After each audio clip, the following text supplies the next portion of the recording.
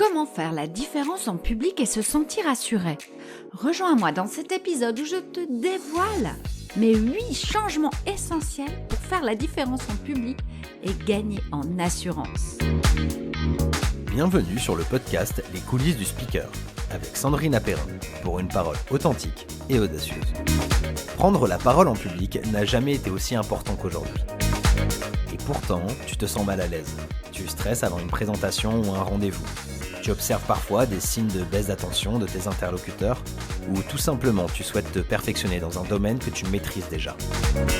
Ce podcast est fait pour te donner les astuces qui feront vibrer ton message afin d'impacter le monde et donner de la confiance à tes clients. Rien que par ta présence et tes mots.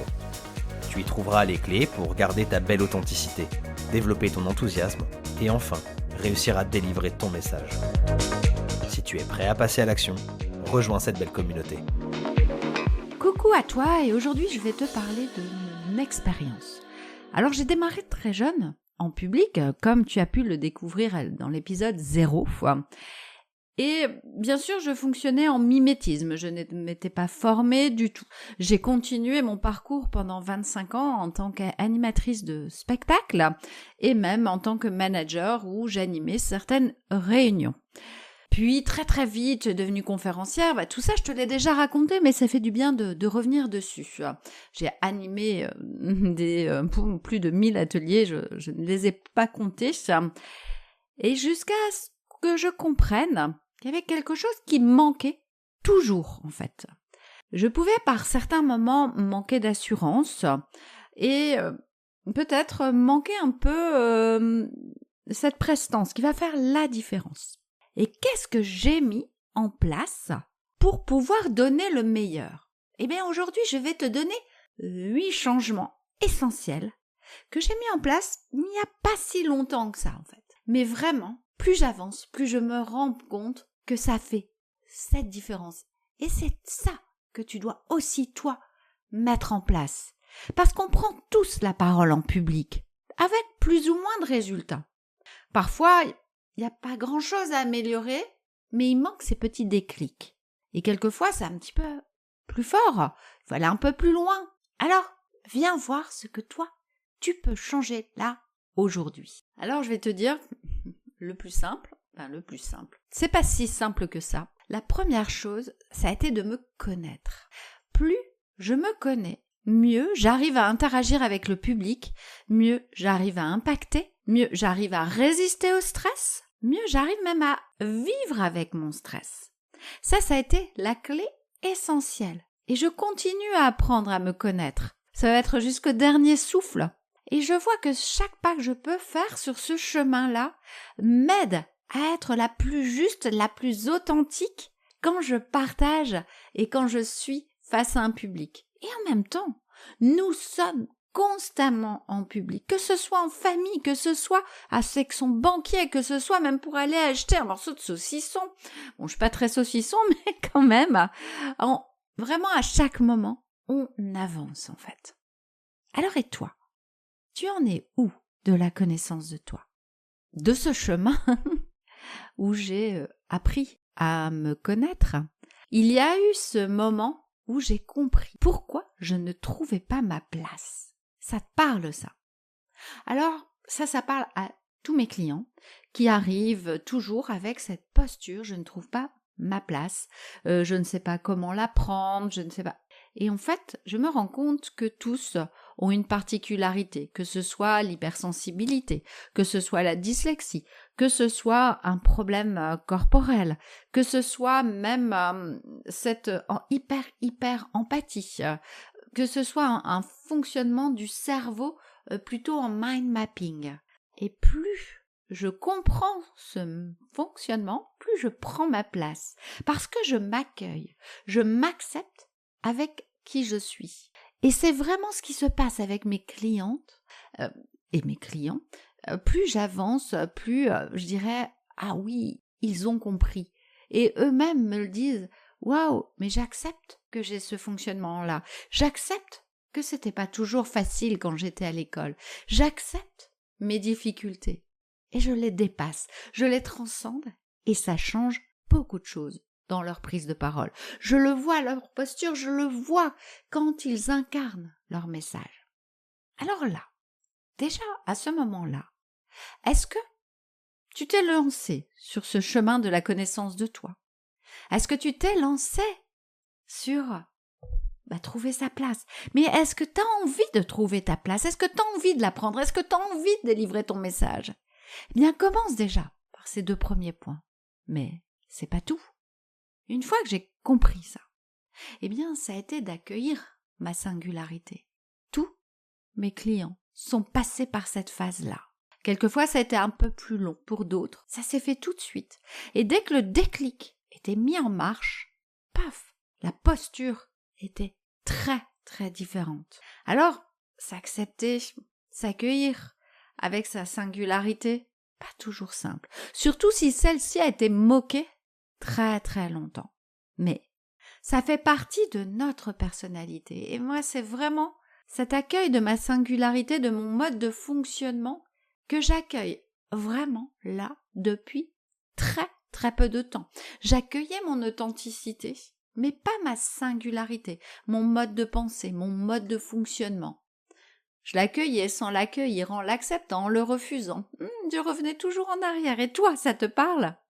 Alors oui, quand on a cette singularité, cette particularité, cette hypersensibilité, eh bien souvent c'était bafoué parce que moi on me disait toujours mais t'es toujours malade, t'as toujours un truc, ça va jamais, tu peux pas manger comme nous, tu peux pas faire comme nous.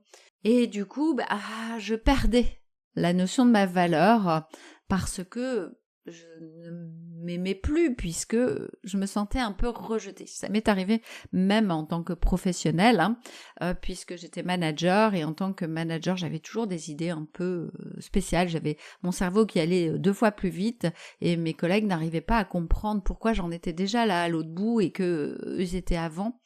Et du coup, ça mettait un décalage et une peur. Du coup, moi, j'ai perdu le sens de ma valeur. Je n'osais même pas les demander d'augmentation pour te dire, parce que non, je suis pas à la hauteur. Et en fait, la 4e action que j'ai mise en place, c'est de doper mon estime de moi, et notamment ma valeur. Parce que c'est essentiel pour que tu puisses délivrer ton message, qu'on puisse avoir envie de venir te voir. Plus j'avance, j'ai encore du chemin, c'est pas parfait, plus j'avance sur ce chemin, plus c'est simple, plus je m'accueille, je m'accepte.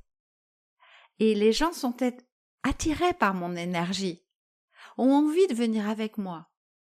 Et ça, c'est merveilleux. Et toi, tu as envie d'attirer vers ta singularité, de doper ton estime pour qu'on puisse être attiré vers ta lumière? Allez.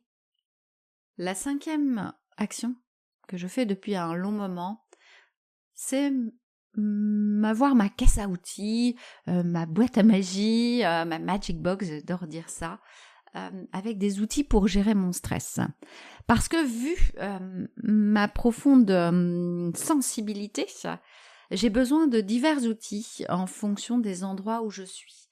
Parce que j'ai besoin de trouver l'outil qui va fonctionner dans telle situation pour gérer mon stress et notamment mon anxiété.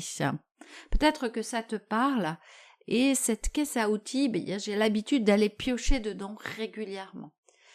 Et ça, c'est vraiment essentiel, parce que ma caisse à outils, je peux les partager parce que je sais que c'est essentiel, mais ne va pas te correspondre. Donc, construire sa magic box, c'est essentiel pour pouvoir avancer et avoir cette prise de parole qui va impacter et qui va faire la différence. J'ai aussi appris à travailler ma voix parce que j'ai une voix, une tessiture qui est importante, c'est-à-dire qu'elle peut être dans les graves très très bas et je peux monter très très haut, et notamment quand je suis stressée ou même quand je suis en très très haute énergie, ça peut monter très haut. Donc du coup ça peut faire une très très grande dissonance. Par contre ça peut être très amusant. Et j'ai appris aussi à jouer avec elle. Allez, allez, yes, on y va, tu m'entends là, yes, je suis dans cette énergie. Et là, je rebaisse pour revenir à ce travail de la voix, à ce ventre, où là, tu vas me croire. Et oui, la 7e action, c'était de me structurer. Alors pourquoi me structurer, ça vient en dernier? Alors je le fais déjà depuis un petit moment, mais comme j'ai été très anxieuse, j'ai eu beaucoup de mal à prendre la parole en public, mais après j'ai appris à faire beaucoup d'impro. Et du coup, je structurais à peine. Même mes conférences, j'avais les grandes idées, mais je les structurais très très vite. J'étais vraiment pas au taquet, on va dire. Et petit à petit, j'ai compris que plus je structurais, plus c'était simple. Plus je gagnais en assurance. Et là, je faisais la différence, puisque j'ai cette capacité d'aller vers l'impro, mais aussi d'aller vers une structure pour rassurer mon public. Essentiel. Et le dernier, c'est s'entraîner, parce que quand on est à l'aise en public, on se dit « ça va aller, je connais mon sujet, je vais y arriver ». Le problème, c'est qu'après, c'est avec le timing, c'est avec plein d'éléments qui vont pas être percutants. Et là, on va se perdre et on va perdre en assurance. Alors, tu as retenu? Moi, je peux t'assurer que si tu changes chaque point, tu verras ce changement, tu verras la différence. Bien sûr, c'est pas à pas. Chaque pas que tu feras sera essentiel. Est-ce que tu désires trouver cette assurance malgré ton problème de trouver ta place? Est-ce que tu désires délivrer ton message avec impact? Désires-tu aussi faire la différence dans ton business? Alors commence pas à pas, j'insiste sur pas à pas. Ou fais-toi accompagner si tu le désires. Allez, retiens bien ces 8 changements que moi j'ai mis en place et qui font la différence. D'abord, se connaître, premièrement. Deuxièmement, comprendre pourquoi on ne trouve pas sa place. Troisièmement, accueillir sa singularité. Quatrièmement, doper son estime de soi. Cinquièmement, des outils, sa magic box pour gérer son stress. Sixièmement, travailler sa voix. Septièmement, se structurer. Et huitièmement, s'entraîner. Et s'entraîner. Et s'entraîner. Alors, t'es prêt? C'est l'été. C'est le moment de passer à l'action. C'est le moment d'y aller. C'est le moment d'avancer. C'est le temps de prendre ce recul, de prendre même le temps de se former ou même de réfléchir à un accompagnement. C'est l'été. Le temps de prendre du recul, de prendre le temps de se former ou même de réfléchir à un accompagnement. Même si je prends une pause, je prends toujours ce temps pour t'accueillir et en visio et échanger avec toi pendant 20 minutes à 30 minutes pour que tu puisses réfléchir à la stratégie que tu mettras en place à la rentrée. Et puis, tu peux toujours écouter mon podcast, ça va t'aider. Et puis, tu peux acheter mon livre « À la conquête de son Everest ». Si tu me croises, là, durant l'été, j'en ai souvent avec moi. Ça va te faire avancer, tu vas pouvoir le lire comme tu l'entends. Allez, tu y vas, tu passes à l'action, fais quelque chose, même pendant l'été. Avance. Merci de m'avoir écouté. Merci à toi de m'avoir écouté. Alors si tu as envie de continuer à me suivre, n'hésite pas à t'inscrire à ma newsletter, à t'inscrire à mon podcast, à le diffuser autour de toi parce que ça va certainement aider des personnes. Et puis, si tu as envie de mettre un commentaire, n'hésite pas à même me poser une question. Je n'hésiterai pas à te répondre, c'est vraiment, vraiment important pour moi. Et puis, si tu peux mettre des étoiles, ce sera encore mieux parce que ça va m'aider à le diffuser encore plus. Ici, c'était Sandrine Perrin. J'ai créé les coulisses du speaker pour t'aider à avoir une parole authentique, audacieuse, prise avec plaisir en tant que manager et entrepreneur. Bienvenue dans mon univers.